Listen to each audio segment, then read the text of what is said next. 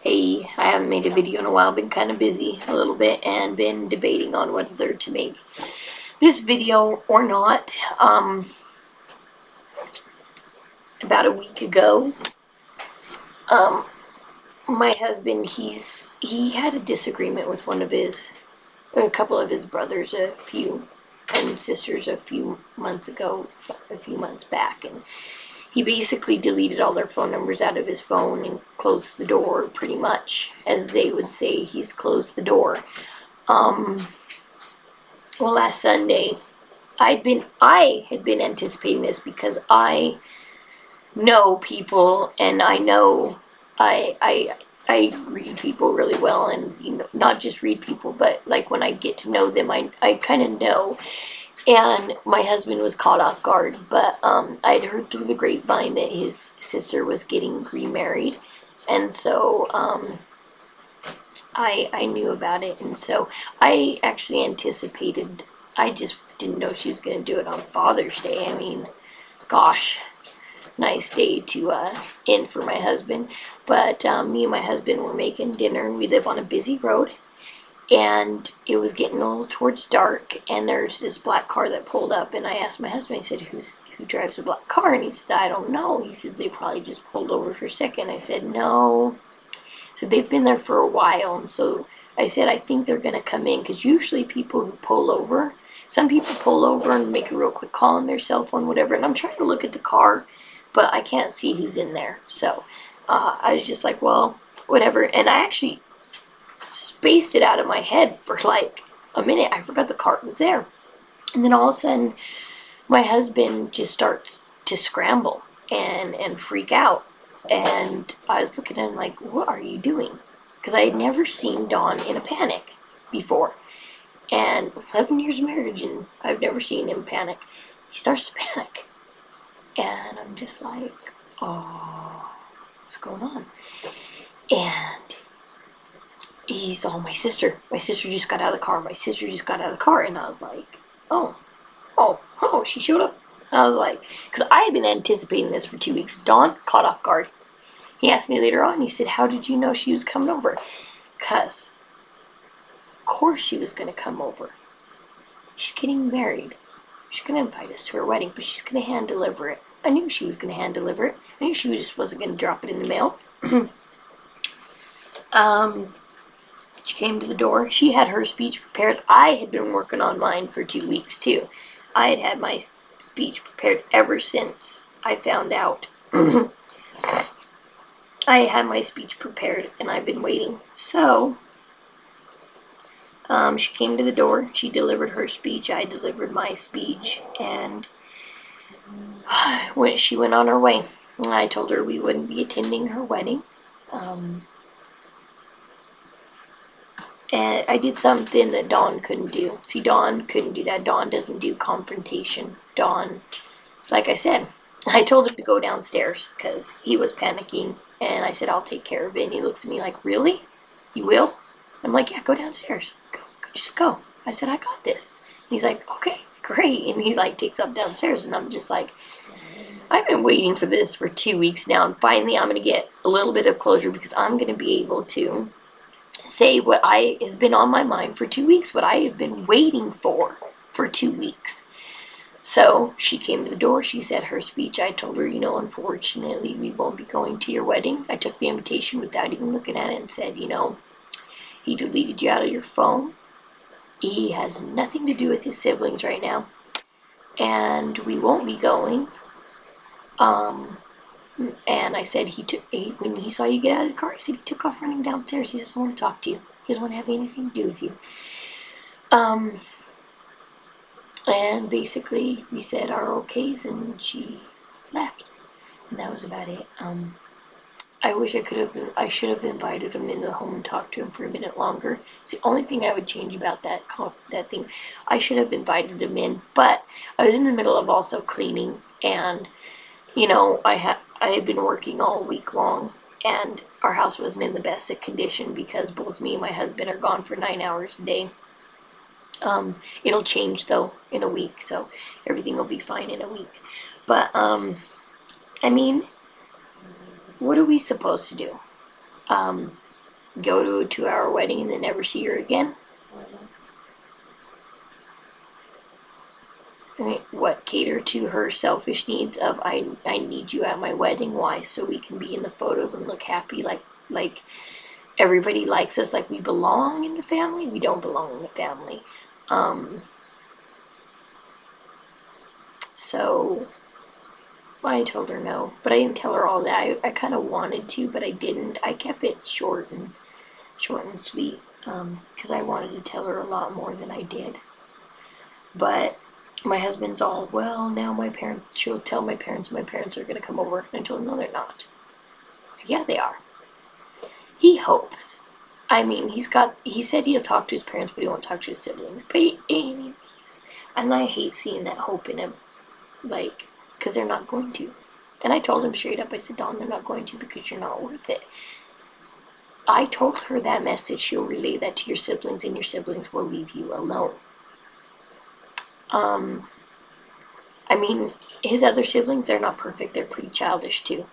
And everybody's childish. Everybody has done something childish, and they say, oh, well, that's this person, and oh, that's that person, and that's just the way they are.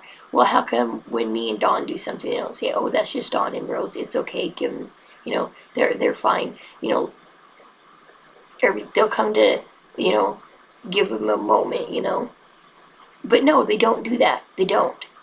They sit there and say, oh, Dawn doesn't want to talk to us, or we don't want to talk to Dawn. See, they always cut us out, and they always for a year or two. And then I come back after a year or two, and I send out 1,000,000 apologies. And they're like, okay, oh, you're forgiven. And really? And, there's another sibling that always chews me out over email. Calls me all kinds of names and everything. And they just say, oh, that's her. That's just the way she is. It's okay. Well, she doesn't get cut out of the family. Ever. But I do something less than her, because I have done less than her. I have not done what she has done to me. And they just say, oh, we can't talk to Dawn and Rose anymore. So I know that nobody else is coming to that door. My husband is waiting for his parents to come to the door, but they're not. They're not. And I told him straight up, it's just, you're not worth it. You said no. They don't sit there and say, well, that's Dawn. Let's go talk to him. Everything will be okay. We want him in the family. No. They don't do that. And so it's been a really sad, hard week, because I hate watching Dawn mope around. He's waiting for his parents to call or come over. He's waiting to tell his parents his side of the story, because he doesn't want to talk to his siblings, but he does want to talk to his parents. But he's not going to call them, and they're not going to call him. And this is hard for me to watch as an ESFJ. This is emotionally tasking to watch, to see him hurt so bad. You think he wanted me to tell his sister, no, we're not coming? We don't want to be there? That's not what he wanted. But that's what has to be done. Because last time we went to her wedding, his sisters that hate us, they won't talk to us, but they won't stop staring at us all evening long. So we left, because Dawn felt uncomfortable, because he got tired of being stared down by his sisters. It's like, dude, when is she going to stop looking at us? She won't talk to us. She won't have anything to do with us. She won't stop staring at us. And it's really annoying. And so no, we're not going to show up.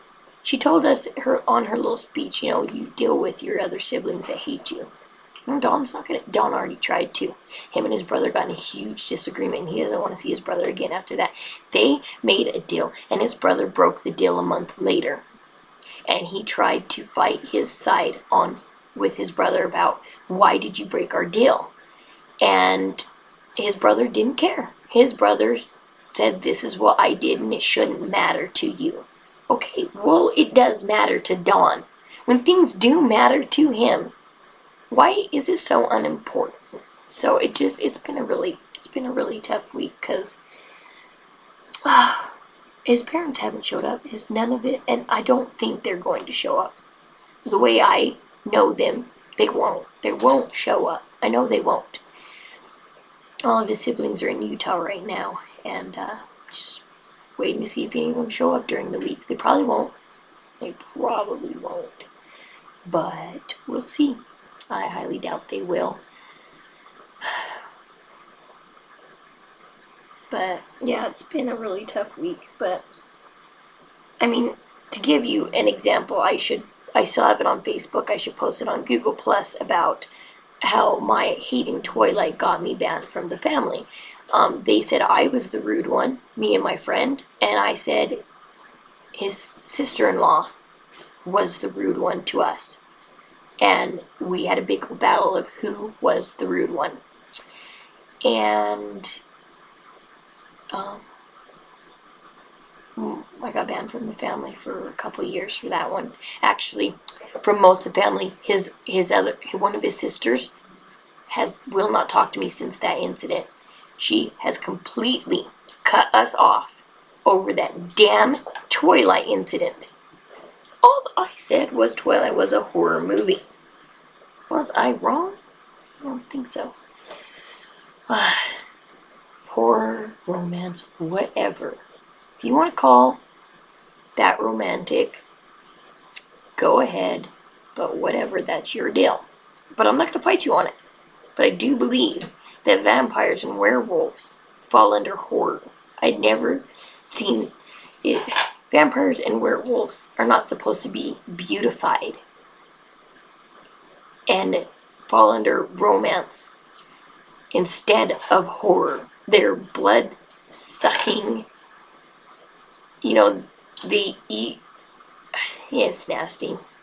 With the age I grew up in, vampires and werewolves were nasty, nasty things. They were not romantic things that you fall in love with. Unless you're Tom Cruise and Brad Pitt. I never fell in love with that movie, but some people did, but whatever.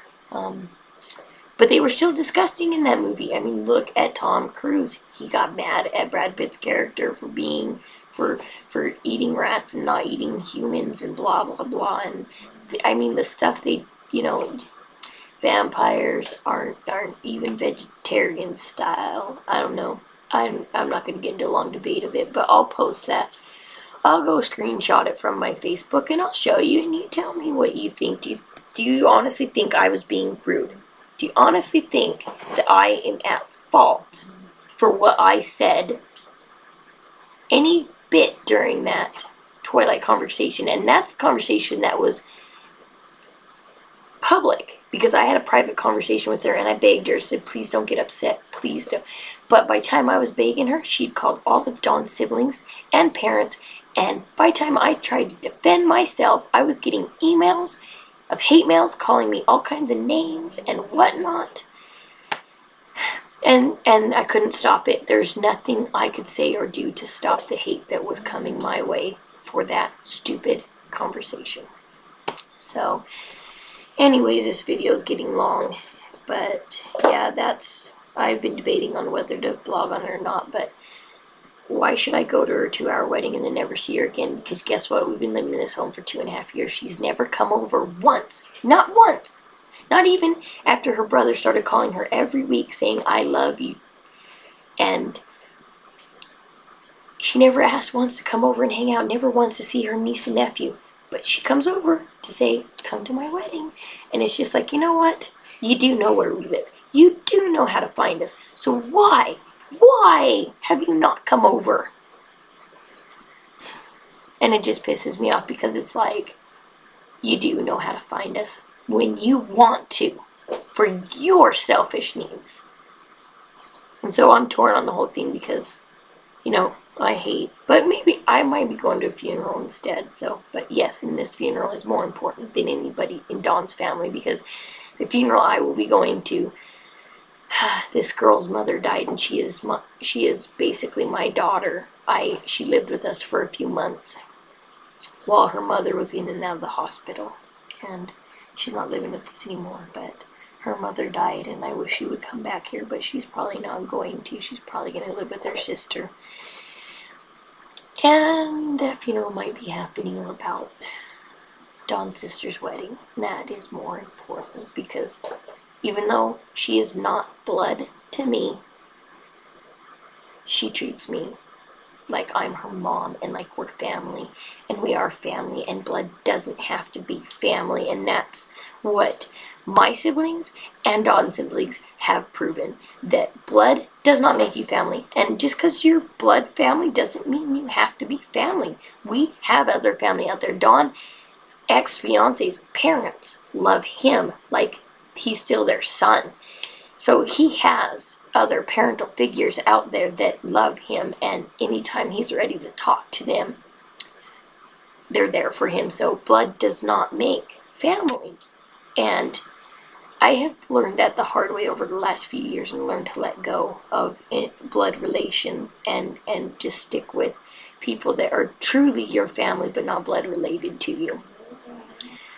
Alright, yeah, this video is getting long, but have a good week.